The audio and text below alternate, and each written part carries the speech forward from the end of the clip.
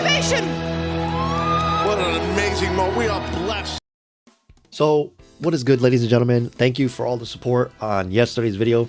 If you guys haven't already, feel free to drop a like as well, because it does help us grow, right? Me and you watching. Enough yapping. Let's get straight into why we're making this video. So, you guys saw last night that I spoke about my initial thoughts, right? About The Rock coming in and facing Roman and things like that. And I've had some time to dwell on it, right? To think about it, to actually reflect. And as I was thinking, and I kind of alluded to it yesterday, from a business standpoint, I stand by the fact that this is the biggest match that they can possibly make. Also, the fact, considering that this bloodline storyline has been going on for a long time. And The Rock versus Roman was something that was supposed to happen, I think, like, what, last year? They probably wanted to do it, you know, maybe even the year before that. Who knows? But I do think that now is a great time to do it. I do also think that it being at WrestleMania would be the perfect way to cap off the story. But as I stated yesterday as well, I do think that unfortunately Cody Rhodes was put in a position where it was wrong place, wrong time. And him winning the Royal Rumble, I know a lot of people are saying, well, then his Royal Rumble victory was wasted. It technically wasn't wasted if you think about it, because the original plan was for him to face Roman Reigns.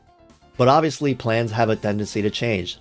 And when you saw CM Punk getting injured, the first thing I thought of, and I didn't even speak about this publicly, but the first thing I thought of was like, oh crap, what is Seth gonna do now?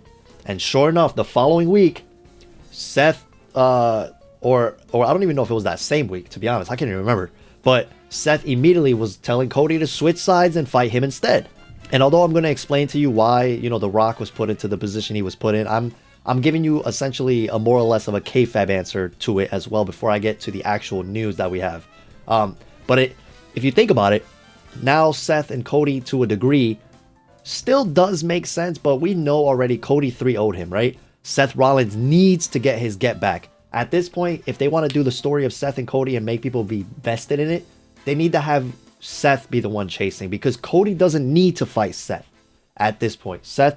Cody doesn't need to chase after Seth, right? Seth is the one that wants his victory back, his asterisk next to Cody Rhodes. Like, okay, well, when the match mattered the most, I beat you, Cody. You didn't beat me for this title. I beat you. And that is the route that I think they should go. Because yesterday when Roman Reigns was roasting the title, Cody didn't really defend the title. He was like, yeah, well, I do agree with what Seth said.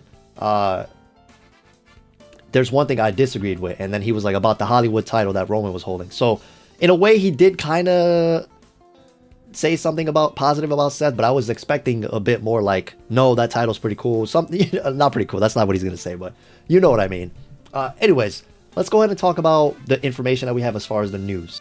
So according to Sportscada, they have a source that said that the reason why The Rock and Roman is happening at Mania was not to screw over Cody Rhodes, which again, like I said, I don't think The Rock was doing it intentionally. I think he was making sure that because he's on the board now, he's like, listen, my job is to also make sure that we're making as much money as humanly possible. And it's a two-sided coin type of scenario with The Rock, right? He's like, okay, well, I don't want to seem like I'm Hulk Hogan politicking here, but me versus Roman is technically the biggest match. And he is correct. It is the biggest match they can make, considering the injuries that they currently have. With CM Punk being out, you know, I would even argue Charlotte being out is a pretty big deal. You know, they probably had big plans for her as well. You know, CM Punk not being able to face Seth, Charlotte doing whatever Charlotte does, whatever. And then, of course, now Roman needing, you know, Seth needing an opponent as well, right? Because you want to have both your titles defended. So the biggest story that they can do is technically finishing the bloodline story with The Rock and Roman Reigns. Roman Reigns also has a story to finish. I mean, I don't know if we forgot, but he is the head of the table, but a lot of people always questioned that. They, you know, the little cracks between the bloodline over the last number of years was he's not the real head of the table. And other people have alluded to that as well. So the source says that this was a strategic move to give Dwayne Johnson more political power overall and to show Endeavor's faith in his involvement. Meaning, hey, we're going to put you on the board as a sign of good faith. Here's the WrestleMania main event, which he also was lobbying for in the first place, which is why I alluded to the Hulk Hogan comment earlier. And he wanted to, it also falls in involvement that even if Triple H gets involved, that he would essentially lose that power struggle to the Rock.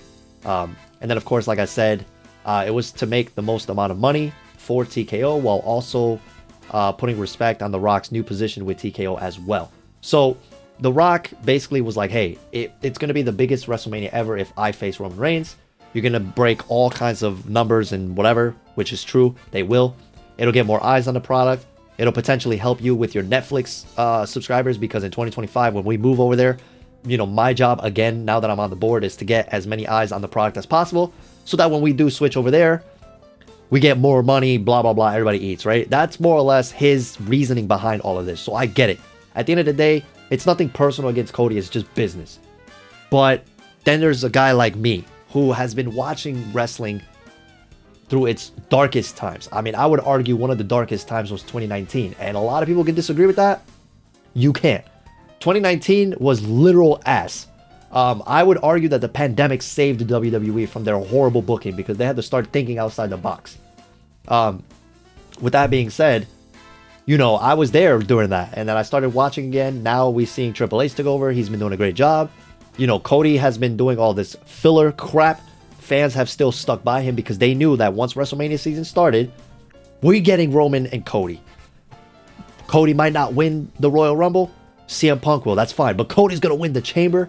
And maybe they'll do Rock and Roman at the Chamber, so we get that out of the way, so Cody's main event spot is not in jeopardy, right?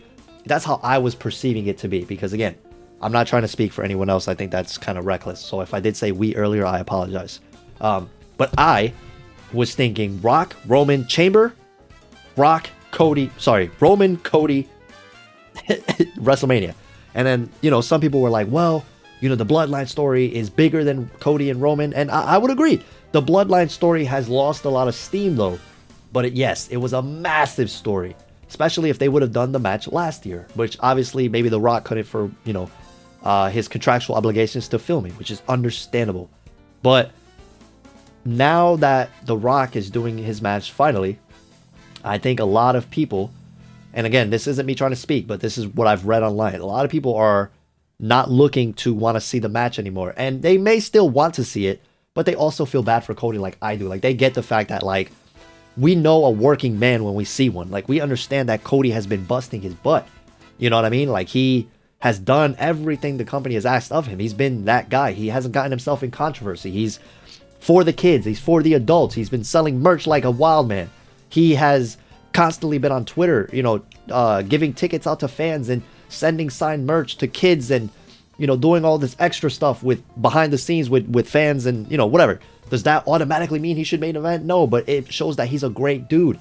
And that him being a face right now makes sense because that is who he actually is out of the ring. You know what I mean? Like, it's just one of those things where the man and the character are really blurred with Cody Rhodes. And people can resonate with that. So a lot of people, for that reason, want Cody to continue to be the guy and get that shot against Roman and finish his story. And a lot of people also don't want to see a part-time champion anymore with Roman. They like Roman Reigns. They just don't want him to be champion. They want Rock and Roman to not be for the title, which is what I said as well. So again, one last piece of news and I'll let you guys go. I went on a bit of a tangent there. So this is the comments under The Rock's latest post. No one gives the Cody, ain't no one want to see it rated ruining. You are not my champion. Please leave WWE. Dude, can you just leave? I smell trash. Leave. Via Cody. Free Cody. No mames in Spanish means like don't, you know, like BS, you know, basically like or it depends on in sentence, whatever. Congratulations, you're about to screw Cody. You know, WWE trash. All these comments hating because The Rock showed up on SmackDown. The Rock was Cody. The Rock canceled for DC and now for WWE. He's Hulk Hogan. We want Cody. Your ego's most bigger. We want Cody. And then there's a couple of positive ones as well. So I'm not going to lie. Thank you for ruining the story.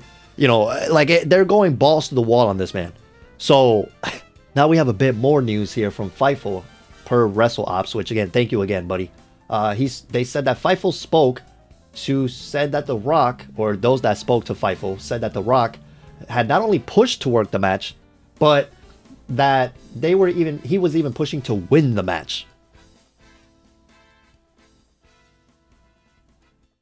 What? And more crazy stuff here, which, you know, depending on who you ask, this might be good or bad news. This is becoming a bit of a yes movement for Cody, which I could argue would probably make him a bigger star if it's booked correctly, right? The Rock and Roman Reigns segment from last night has now surpassed 300,000 dislikes in 15 hours, extending its record as the most disliked WWE YouTube video of all time. As it stands right now, per WrestleOps, it says that it is at 2.5 million views, 77,000 likes, and 310,000 dislikes. Now it's even being reported that they got this man Brian coming back here to be the voice for The Rock as creative, and that should WWE not fall in line with maybe the decisions that Dwayne's creative team may want, that they're gonna pivot WWE's direction and go with the Dwayne Johnson backed creative team down the line for The Rock. Now, right now he's only scheduled to be there. This guy Brian, he's only scheduled to be there for big shows. And, you know, for The Rock, obviously, and then he'll also be there as like a plan B, as I said before, in case they ever need to pivot WWE's direction.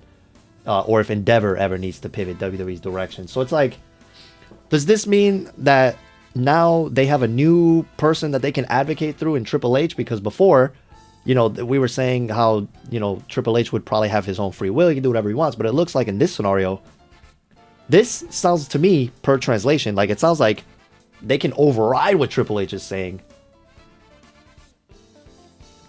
Comment down below because I need more information before I start talking reckless.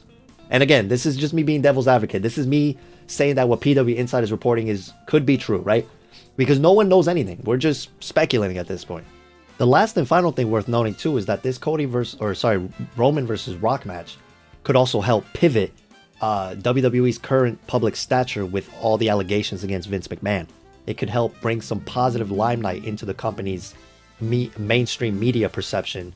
And get things rolling in that regard as well. So WWE has officially announced that The Rock and Roman will come face to face on February 8th in the WrestleMania XL kickoff at the T-Mobile Arena. Now this is going to be pretty interesting. Are they going to have fans there? Is Cody going to be present with Seth? You know, what is going to happen there? How are they going to pivot this? Let me know how you guys feel about all this. That is all I have for you.